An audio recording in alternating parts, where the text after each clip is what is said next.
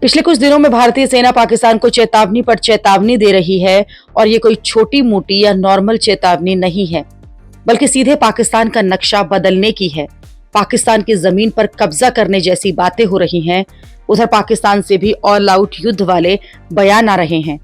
ये सब देखकर लग रहा है कि कहीं पीएम मोदी पाकिस्तान को फोड़ने का नया प्लान तो नहीं बना रहे।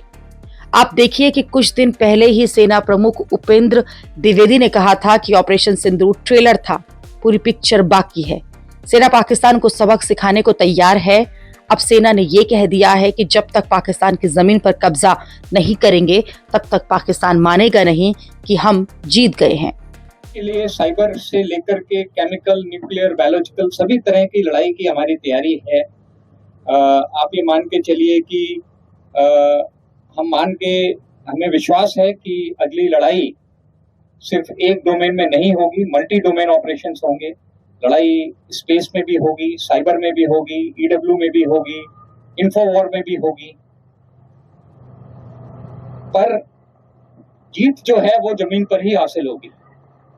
तो ये सारे डोमेन में जो भी हम काम कर रहे हैं वो किसी तरीके से जो हमारी अल्टीमेट जीत है, वो चाहे 71 की जीत हो, चाहे 65 की जीत हो, वो जब तक हम जमीन पर कब्जा नहीं करेंगे वो पाकिस्तान मानेगा नहीं कि हम जीत गए हैं। तो डोमेन सारी जरूरी हैं। हम सारी डोमेन में लड़ाई की तैयारी कर रहे हैं, पर जो आप ग्राउंड पर देख रहे हैं ये फिर लास्ट, ये मान के चलिए कि सारी डोमेन को मिला करके लास्ट में जो ऑपरेशन होना है वो यही है जो आप। सेना साफ साफ कह रही है कि वो जम्मू कश्मीर में जो तैयारी कर रही है उसमें नदियों को पार करके अटैक करने की सारी तैयारी शामिल है। यानी झेलम, चिनाब जैसी नदियों को पार कर सीधे पाकिस्तान में घुसकर एक्शन की बात हो रही है। और अगर हमें पाकिस्तान पर ऑफेंसिव करना है तो कहीं ना कहीं रिवर क्रॉसिंग भी इन्वॉल्व होगी। इसी बीच रक्षा मंत्री राजनाथ सिंह ने भी कह दिया है कि बॉर्डर कभी भी बदल सकते हैं, कभी भी सिंध भारत में आ सकता है। आज सिंध की भूमि, मेरे बहनों भाइयों, यह भारत का हिस्सा भले ही न हो, लेकिन सभ्यतागत रूप से सिंध हमेशा भारत का हिस्सा रहेगा। और जहां तक जमीन की बात है तो बॉर्डर्स तो बदल सकते हैं, क्या पता कल को सिंध भारत में फिर से वापस आ जाए।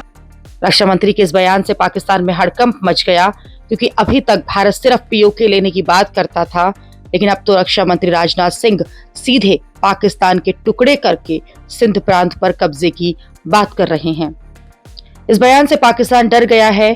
पाकिस्तान ने इस बयान को संप्रभुता का उल्लंघन करार दिया और कहा कि इस तरह के बयानों से क्षेत्रीय शांति खतरे में पड़ सकती है।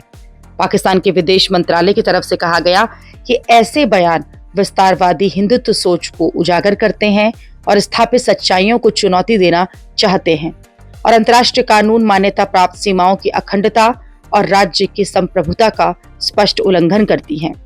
पाकिस्तान के विदेश मंत्रालय ने कहा है कि राजनाथ सिंह और दूसरे भारतीय नेताओं से गुजारिश करते हैं कि वे भड़काऊ बयानबाजी से बचें, जिससे कि इलाके की शांति और स्थिरता को खतरा न हो।